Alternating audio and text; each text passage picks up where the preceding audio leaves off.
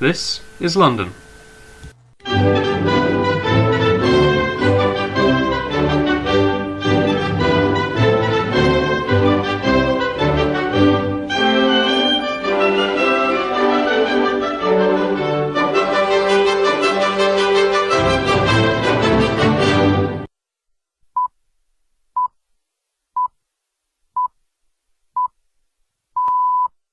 This is the BBC World Service from Broadcasting House in London. The world news at 0800 hours.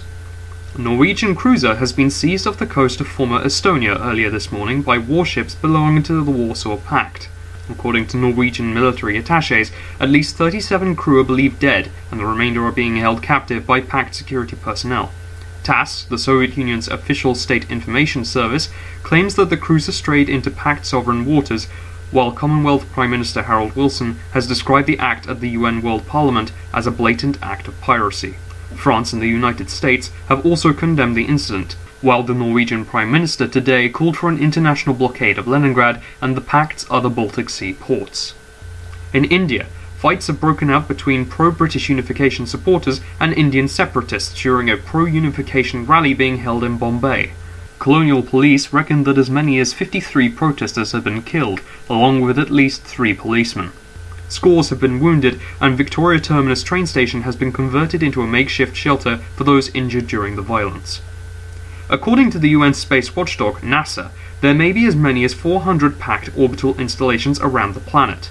According to NASA's annual orbital report, many of these are reconnaissance facilities, though some do appear to be highly weaponized. US Air Force spokesman Colonel Harvey claims that the report is simply an attempt at fear-mongering and that the UN can handle any threat from Pact forces, whether from the ground, sea, or skies. US oil giant Petroco has been cleared of wrongdoing by the UN Supreme Court during last month's Gulf of Mexico oil spill that killed 5 people. According to correspondents, the cleanup operation now underway may add up to some $50 million, not including compensation, and with this latest verdict, Mexico is forced to pay the entirety of this sum.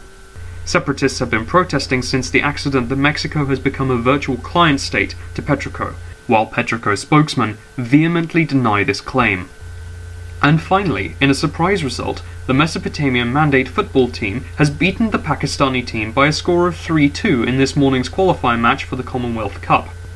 That means that the Mesopotamian team, known as the Baghdad Lions, go on to face Egypt in the quarter-finals after Egypt beat the Palestinian Mandate 2-0 yesterday. Egypt's team, the Nile Crocodiles, remain unbeaten this season, with coach Denton claiming that the Baghdad Lions pose no challenge, something heartily refuted by the Lions.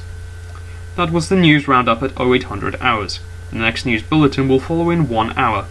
In the meantime, there follows the local weather forecast for your region. Good morning.